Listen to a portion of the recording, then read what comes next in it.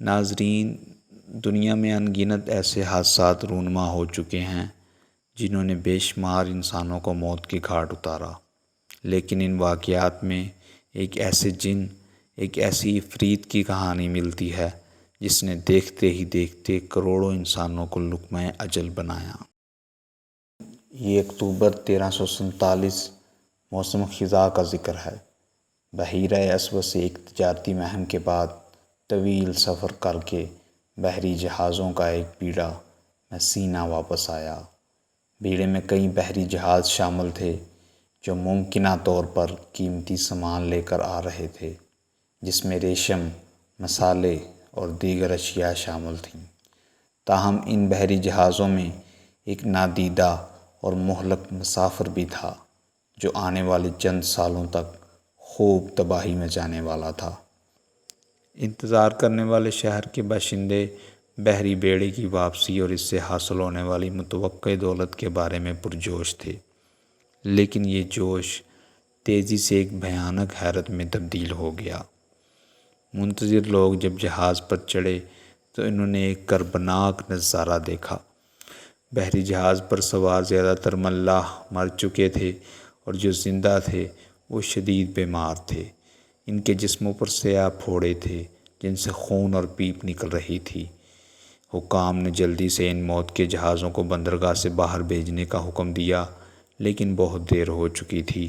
سامعین، ان مسافروں کی اس ابتر حالت کی ذمہ دار تھی ایک جان لیوا وبا، ببونک طاعون، جسے بلیک ڈیتھ یعنی سیاہ موت کے نام سے یاد کیا جاتا ہے۔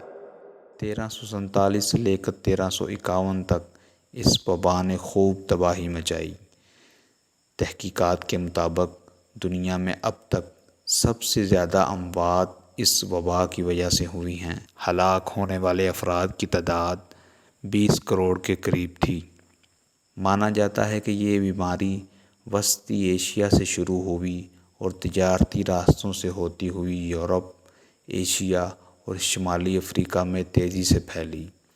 اس وبا نے سب سے زیادہ یورپ کو متاثر کیا، جس کی تقریباً آدھی آبادی، جبکہ ایشیا کی 40% آبادی اس کے سبب ہلاک ہوئی۔ بلیک ڈیتھ کی اصل وجہ یرسینیا پیسٹس نامی جراثیم تھا جو متاثرہ چوہوں اور پسوؤں سے پھیلا۔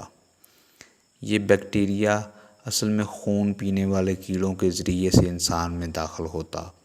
ان خون نوش کیڑوں میں سب سے زیادہ ملوث پایا گیا کیڑا ایک پسو کہلاتا ہے، جبکہ اس خون نوش کیڑے میں طاعون کا جراثیم اس وقت داخل ہوتا ہے جب یہ اپنی غذا کے طور پر کسی ایسے چوہے کا خون چوسے جو پہلے سے طاعون کے مرض میں مبتلا ہو، اور اس طرح طاعون کے جراثیم اس چوہے سے پسو کے جسم میں داخل ہو جاتے ہیں، اور جب یہ پسو انسان کو کاٹتا ہے یا خون چوستا ہے تو وہ طاعون کے جراثیم انسان میں منتقل کر دیتا ہے۔ اس کی علامات میں بخار، تھکاوٹ، الٹی، سر درد، چکر آنا، روشنی کی عدم برداشت شامل تھی۔ جسم پر دانے نکلتے تھے جن سے پیپ اور خون رسنے لگتا۔ بلیک ڈیتھ نے اس وقت کے معاشروں پر بہت گہرے اثرات مرتب کیے۔ اس وبا نے سماجی، معاشی اور ثقافتی طور پر لوگوں کو متاثر کیا۔ اس کی وجہ سے مزدوروں کی قلت، معاشی خلل اور بڑے پیمانے پر خوف ہراس پھیل گیا۔ لیکن دوسری طرف جب مزدوروں کی کمی واقع ہوئی تو زندہ رہنے والے مزدوروں اور کسانوں کی اجرت میں اضافہ ہوا، ان کا معیار زندگی بلند ہوا۔ بلیک ڈیتھ کی دہشت، صدمے اور خوف نے لوگوں کو بری طرح متاثر کیا، جس کی جھلک اس وقت کے مذہبی، ثقافتی اور فنکارانہ رویوں میں نظر آتی ہے۔ اس وقت میڈیکل سائنس اتنی ایڈوانس نہ تھی۔ لوگوں نے بیماری سے بچنے کے لیے مذہبی رسومات کا سہارا لیا۔ سوشل ڈسٹنسنگ نے اس بیماری کی روک تھام میں اہم کردار ادا کیا۔ انسان اپنے تجربات سے سیکھتا ہے۔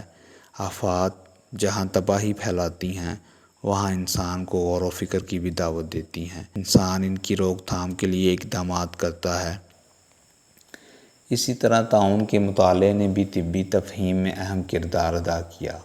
اس پر قابو پانے کے لیے اینٹی بائیوٹک بنائی گئی اور صحت عامہ کو بہتر بنانے کے لیے دیگر اقدامات کیے گئے۔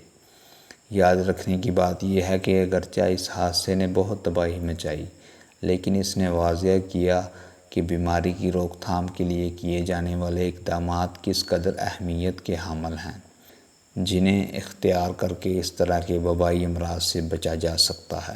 نیز اس واقعے سے یہ بھی ثابت ہوتا ہے کہ اگرچہ تجارت سے مال و دولت اور خوشحالی آتی، ثقافت و کلچر فروغ پاتے، لوگوں میں باہمی ربط پیدا ہوتا ہے، لیکن سفر کرنے والے انسان اور اشیاء اپنے ساتھ بیماریاں بھی لا سکتے ہیں۔ خلاصہ یہ ہے کہ اس بیماری کو دنیا میں اب تک سب سے مہلک وبا مانا جاتا ہے، جس نے معاشروں کو بدل کر رکھ دیا اور طبی، سماجی اور معاشی طور پر دیر پا تبدیلی کا باعث بنی۔